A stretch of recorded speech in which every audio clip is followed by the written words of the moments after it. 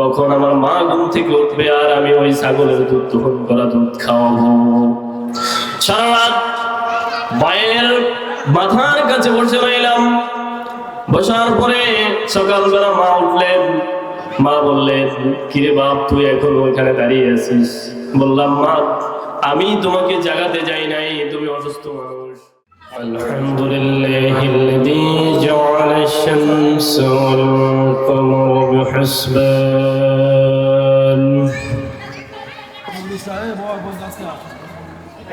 والنجم والشجر يسجدان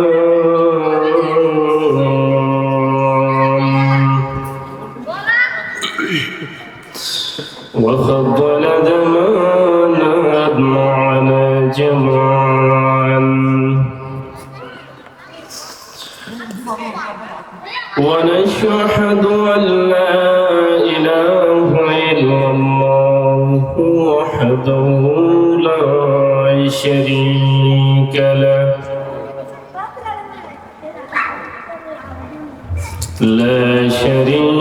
له ونشهد أن سيدنا وحبيبنا ومولانا محمدا عبده ورسوله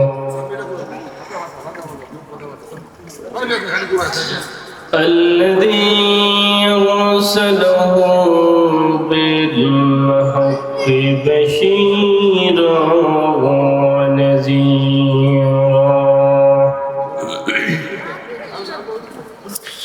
وداعيا إلى الله بإذنه وسراجا منيرا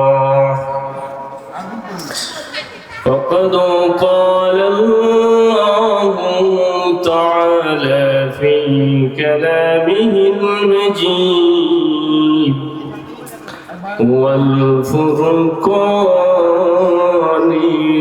الحميد أعوذ بالله من الشيطان الرجيم بسم الله الرحمن الرحيم ولا تقولوا لمن يقتل في سبيل الله أموات بل أحياء ولكن لا تشعرون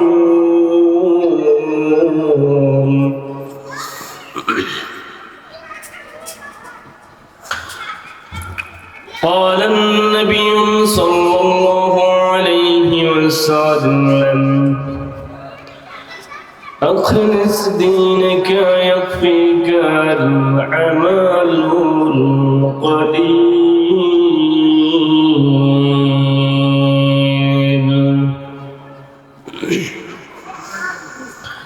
صدق الله مولانا العظيم وصدق رسول النبي الكريم.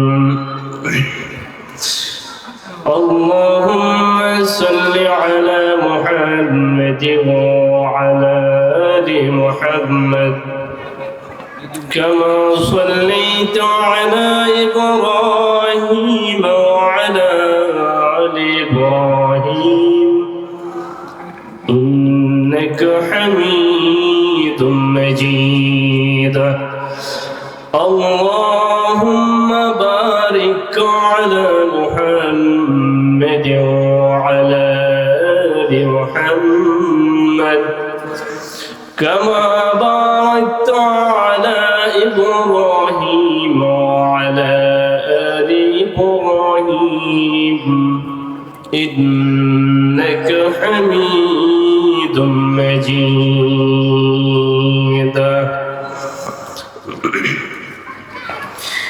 زيارة مدينة की दिल में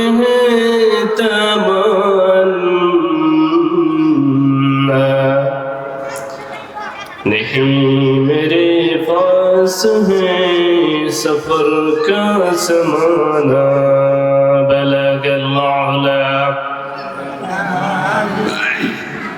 कशफ الدجى بجماله حسنت جميع خصاله صلوا عليه وعليه لا إله إلا الله সবাই মহব্বতে পড়েন দাঁড়ানো বাইরা বসে যান لا إله إلا الله لا إله إلا الله हर गुनी देने को तैयार है हर गुनी देने को तैयार है जो न मंगे उससे ओ बेजार है ला इलाहा इल्लल्लाह इल्लल्लाह ला इलाहा इल्लल्लाह ला इलाहा इल्लल्लाह ला إلا الله لا إله إلا الله محمد رسول الله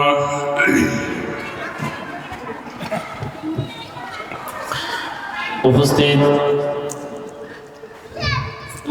গনিমিয়া হাওলাদার বাড়ির দরজার জামে মসজিদ প্রাঙ্গণের তাফসীরুল কুরআন মাহফিলের সম্মানিত সভাপতি অত্র এলাকার মান্যগণ্য ছোটখাটো বয়োবৃদ্ধ ছাত্র তরুণ উলামায়ে কেরাম পর্দার আড়ালের সর্বগুণে গুণান্বিত মা এবং বোনেরা আসসালামু আলাইকুম ওয়া রাহমাতুল্লাহি ওয়া বারাকাতুহু সবাই কেমন আছেন প্রচন্ড রকম শীত এরপরও ভালো আছেন আলহামদুলিল্লাহি রাব্বিল আলামিন শীতকালে শীত গরমকালে গরম এটাই তো হওয়াটা স্বাভাবিক ঠিক কি না শীত দেন কি আল্লাহ গরম দেন কি সম্মান দেন কি আবার বাড়াবাড়ি করলে বেইজ্জত করেন কে আল্লাহর নাম জোরে নেন নাই তো আরো জোরে বলেন আল্লাহু আকবার কাবীরা এই জন্য স্থিতিশীল আবহাওয়া আছে বিদায় ধান কি বছর কম হয়েছে না বেশি হয়েছে বেশি হয়েছে আলহামদুলিল্লাহ সবজি ব্যবসায়ীরা তো মানে হিমশিম খাচ্ছে আল্লাহ রাব্বুল আলামিন ব্যবসায়ীদেরকে ধৈর্য ধারণ করার তৌফিক দান করুক সবাই বলেন আমিন তো এই জন্য শর্ত আছে জমি থেকে ফসল পাওয়ার জন্য এবং আসমান থেকে রহমত নাজিল হওয়ার জন্য শর্ত আছে আল্লাহ পাক নিজেই শর্ত দিয়েছেন আল্লাহ রাব্বুল আলামিন কুরআনুল কারীমের মধ্যে বলেন ওয়ালাউ আন্না আহাদাল কুরা আমানু ওয়াত্তাকাউ লাফাতাহনা আলাইহিম বারাকাতিন মিনাস সামাই ওয়াল আরদ আল্লাহ রাব্বুল আলামিন বলেন আমার আসমানের নিচে বিচরণশীল ওই সমস্ত বান্দাগুলো যদি আমার হুকুম এবং আহকাম মেনে চলে আমি আল্লাহ রাব্বুল আলামিন ওই আসমান আর জমিনের সব বরকতের দরজা খুলে দেব আর যারা বলেন সুবহানাল্লাহ শর্ত কি? হুকুম মানতে হবে। কি মানতে হবে? হুকুম। আল্লাহ রাব্বুল আলামিন বলেন, ومن يبتغي غير الإسلام دينا فلن يقبل منه وهو في الآخرة من الخاسرين।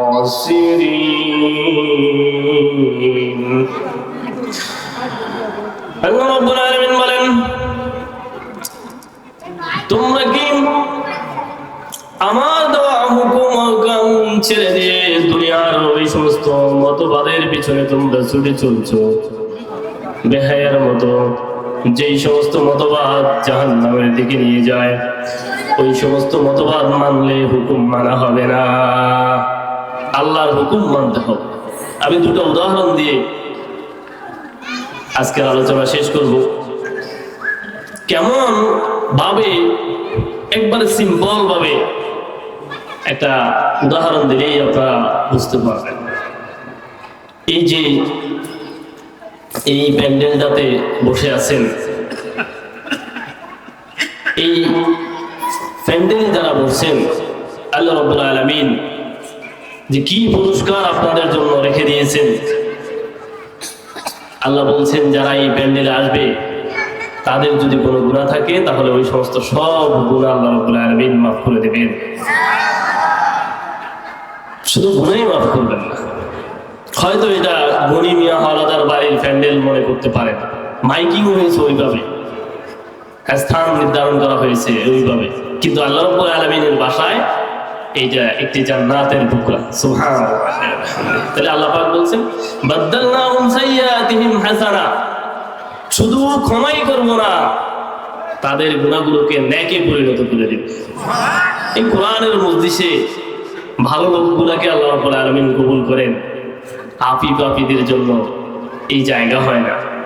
হয়তো কেউ আছেন দোকানে বসে বসে অযথা বিড়ি টানতেছেন, হয়তো বা কেউ আছেন খোশ গল্পে মেতে আছেন বাড়ির দরজায়, 1 বছর পরে আপনি বাঁচলে হয়তো এই মাহফিলে আসতে পারবেন।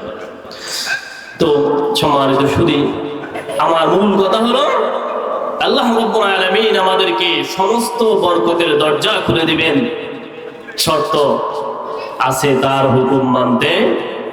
আপনারা বলবেন, নামাজ তো পড়ি, আবার হুকুম কি? রোজা তো রাখি, হুকুম কি? নামাজ তো পড়ি, হুকুম কি? দেখেন, আমি একটা ছোট্ট উদাহরণ দিই, এটার সাথে আপনাদের হুকুম কতটুকু মিলে দেখেন তো। সামান্য, এগুলো রোজা নামাজ নয়। বনি ইসরায়েলের জমানায় 3 জন যুবক হাঁটতে বেরিয়েছেন। হাঁটতে হাঁটতে একটা সময় দেখা গেল তারা একটি পথ দিয়ে অতিক্রম করতেছিল। হঠাৎ ঝড়ের কবলে পড়ে যায়। ঝড়ের কবলে পড়ার সাথে সাথে তারা 3 জন চিন্তা করলো, আমাদের এই মুহূর্তে আশ্রয় নেওয়া দরকার। কয়জন? 3 জন। কি বয়স্ক নাকি যুবক? আরো জন বলেন। 3 জন যুবক, তারা হাঁটতে বেরিয়েছে। হঠাৎ করে প্রচন্ড রকম তুফান শুরু হয়ে গেছে। তখন তারা একটি গর্তের ভিতরে আশ্রয় নিয়েছে, যেটাতে পানি পড়বে না। এই ঝড়ের কবলে হঠাৎ করে একটা পাথর এসে ঝড়ের মুখটা বন্ধ হয়ে গেছে। ইন্না লিল্লাহি ওয়া ইন্না ইলাইহি রাজিউন। আমরা যদি কখনো বিপদে পড়ি, চাই কার কাছে বলেন তো? আরো জোরে বলেন। আল্লাহ রাব্বুল আলামিন বলেন, তোমরা যদি মুমিন হও, সাহায্য চাবে একমাত্র আমার কাছে। ইয়া আইয়ুহাল্লাযীনা আমানুস্তাঈনু বিস-সাবরি ওয়াস-সালাহ ইন্নাল্লাহা মা'আস-সাবিরিন।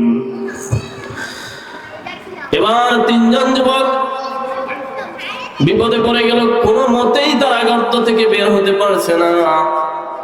কি করি, কি উপায়, কিভাবে বের হবো? বের হতে না পারলে তো আমরা এখানেই মরে যাব। এখনো মাত্র যুবক, বিয়ে করি নাই। যুবক 3 জন মনে মনে চিন্তা করতে লাগলো, আমরা বাঁচার একমাত্র উপায় রব্বুল আলামিন ছাড়া আর কেউ আমাদেরকে এখান থেকে বাঁচাতে পারবে না। তিনজন একটি সিদ্ধান্তে উপনীত হলো, বলল ভাইয়েরা আমার, আমরা যেই বিপদে পড়েছি সোজা মোজা বিপদ নয়, আমরা জীবনে যদি কোনো ভালো কাজ করে থাকি তাহলে ওই ভালো কাজের উসিলা ধরে আল্লাহর কাছে মাপ চাইতে হবে, তাহলেই হয়তো আমাদেরকে আল্লাহ রাব্বুল আলামিন মাফ করতে পারেন। প্রথম যুবক এবার আল্লাহকে মনে মনে বলতে থাকলো, রব্বুল আলামিন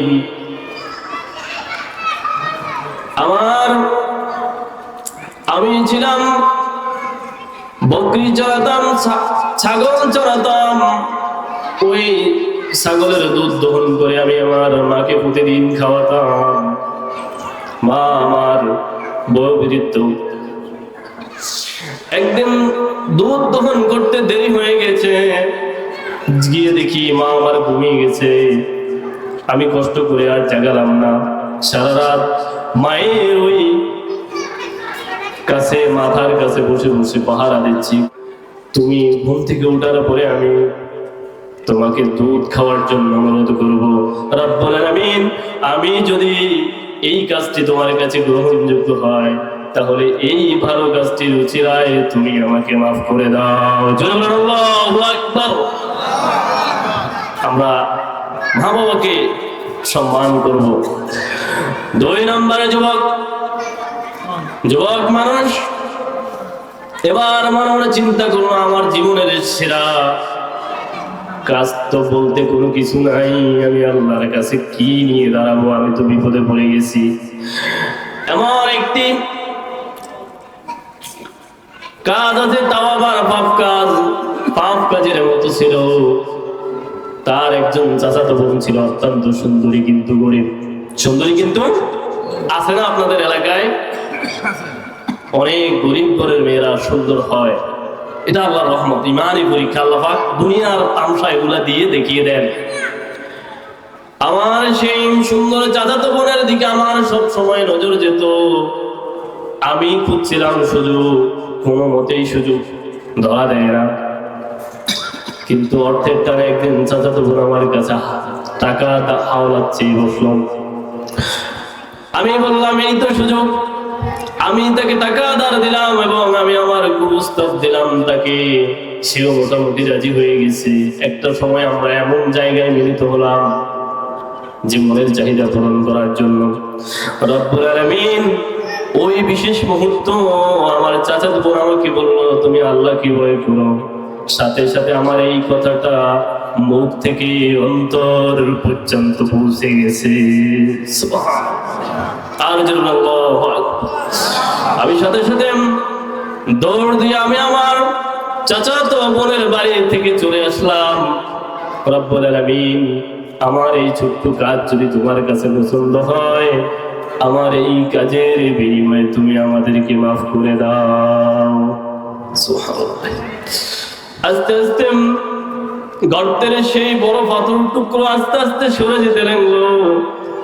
অক্সিজেন আসা শুরু করলো, আলো দেখা যায়, সূর্যের আলো দেখা যায়। যুবকেরা এবার ভাবতেছে আসলে এই তো কথা ঠিক।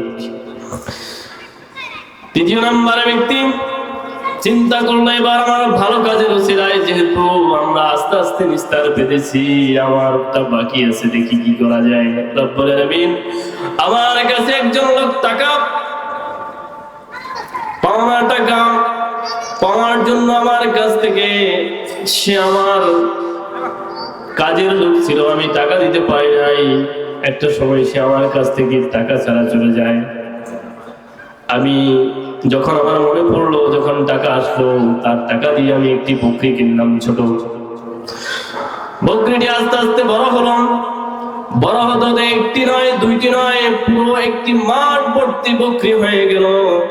বকরি রাখার জন্য আমি একজন রাখাল নিযুক্ত করলাম। হঠাৎ একদিন সেই লোকের সাথে দেখা হয়ে গেল। লোকটি বললাম, ভাই আমার টাকাটা অনেক দিন হয়ে গেছে, আমি গরিব মানুষ, আমার টাকাটা দিয়ে দাও। বলল, ভাই ওই যে মাঠ ভর্তি ছাগল দেখো, ওগুলা নিয়ে যাও, ওগুলা তোমার টাকা। সেই লোকটি বলল, তুমি আমার সাথে মশকরা করতেছো নাকি? কি বলেন? কথা তো ঠিক আছে। আজকে পাওনাদার পিছনে ঘুরতে ঘুরতে হয়রান। আল্লাহ রাব্বুল আলামিন সকলকে ঋণ মুক্ত হওয়ার তৌফিক দান করুন। সকলে বলি আমিন। বকরিওয়ালা অবাক হয়ে বলল, ভাই কি বলেন, এতগুলো ছাগলের মালিক আমি কেমনে হলাম? বিস্তারিত ঘটনা বর্ণনা করলেন। সর্বশেষ সেই লোকটি বলল, রব্বুল আলামিন, আমি যদি এই ভালো কাজটি যদি করে থাকি আর যদি তোমার কাছে পছন্দনীয় হয়, আজকে আমাদের এই বিপদ থেকে তুমি আমাদেরকে মাফ করে দাও। একটু দূরে সরে ফিরে আল্লাহুম্মা সাল্লি আলা মাওলানা মুহাম্মাদ ওয়া আলা আলি সাইয়্যিদিনা খিরাখে দিন কায়েমের তরে দিন ছবিলে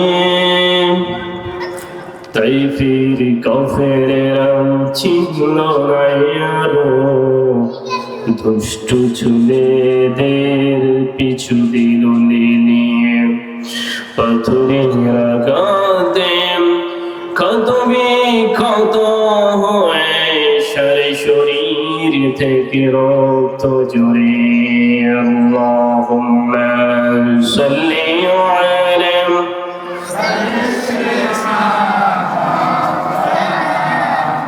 ওয়া আলা আলি সাইয়্যিদিনা। দ্বিতীয় নম্বর উদাহরণ, বিশ্বনবী রাহমাতুল লিল আলামিনের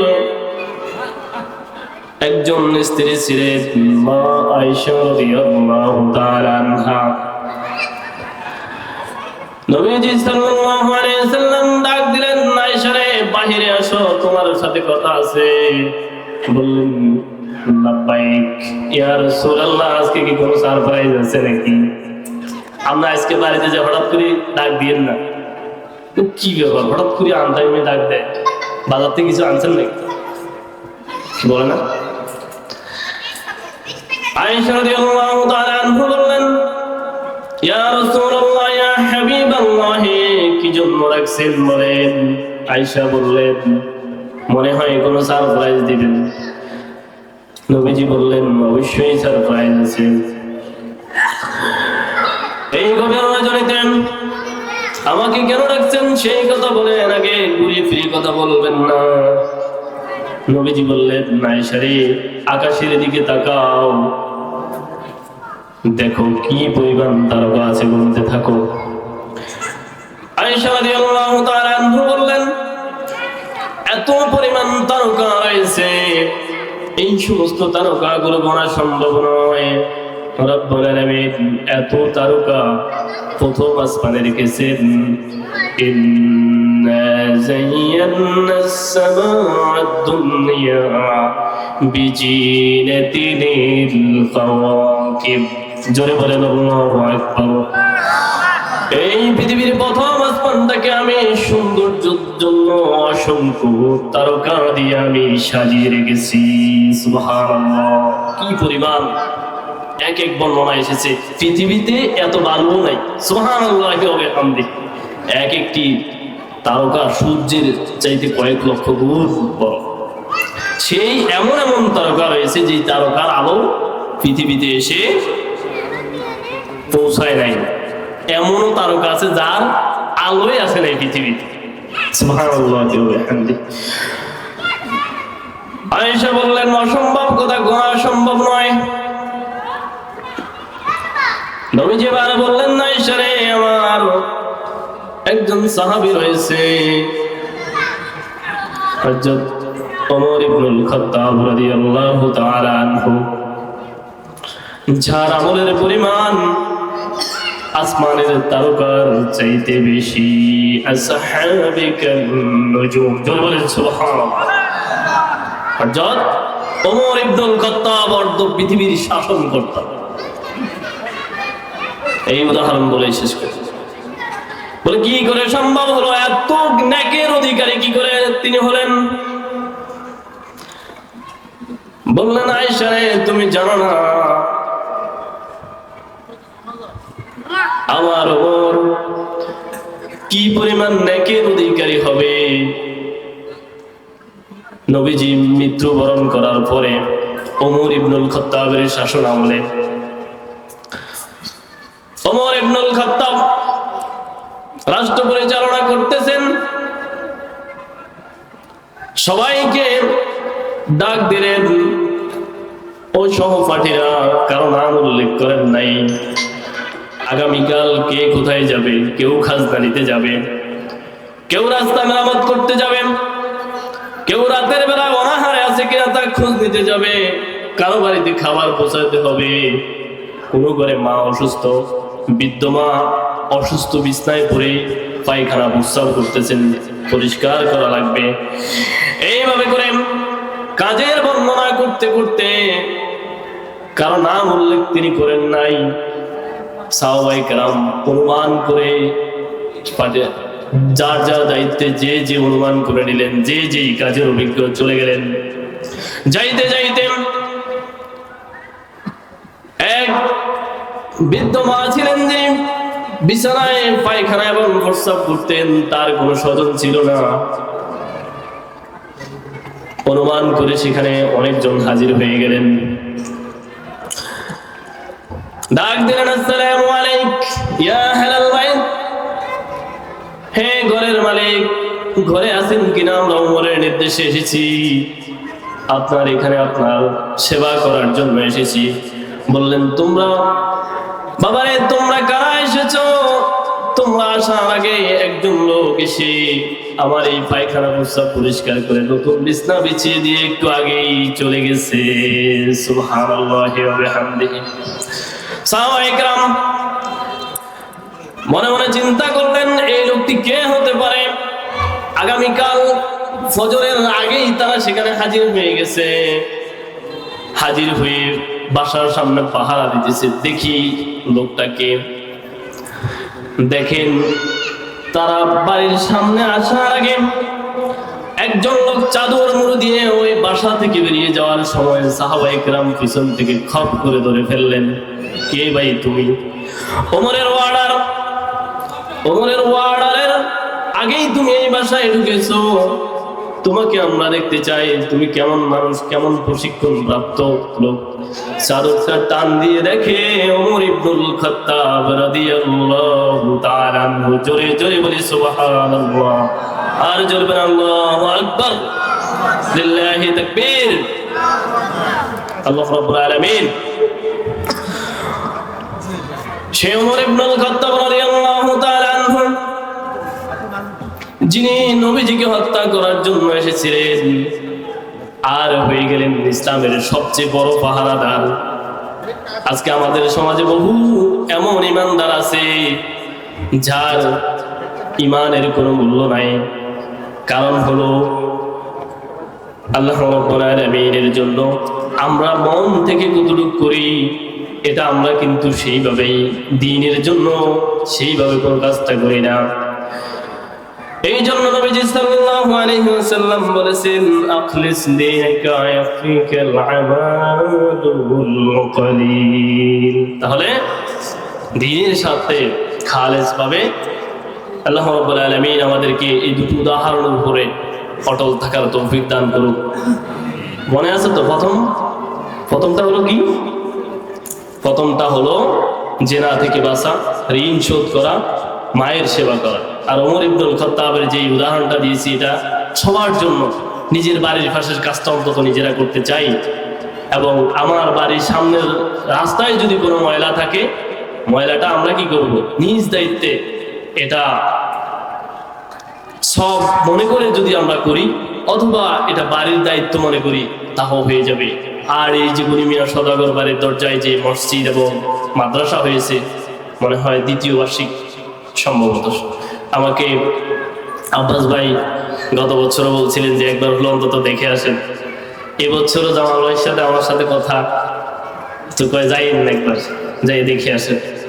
আমরা দীর্ঘদিন ধরে ব্যবসা করি একসাথে, আমি ছোট মানুষ, তারা অনেক বড় ব্যবসায়ী। আল্লাহ রাব্বুল আলামিন তাদেরকে হায়াতে তাইয়্যিবা দান করুক, সভাপতিকে হায়াতে তাইয়্যিবা দান করুক। মাদ্রাসার উত্তরোত্তর সফলতা কামনা করে আমি আমার বক্তব্য শেষ করছি। পরবর্তী যিনি আসবেন তার কথা না শুনে আপনারা কেউ উঠবেন না। উঠাটা কোনো আদবের উঠলে কি হয়? বেয়াদবি হয়। কোরআনের মজলিস। আল্লাহ রাব্বুল আলামিন সবাইকে ভালো রাখুক। আসসালামু আলাইকুম ওয়া রাহমাতুল্লাহি ওয়া বারাকাতুহু।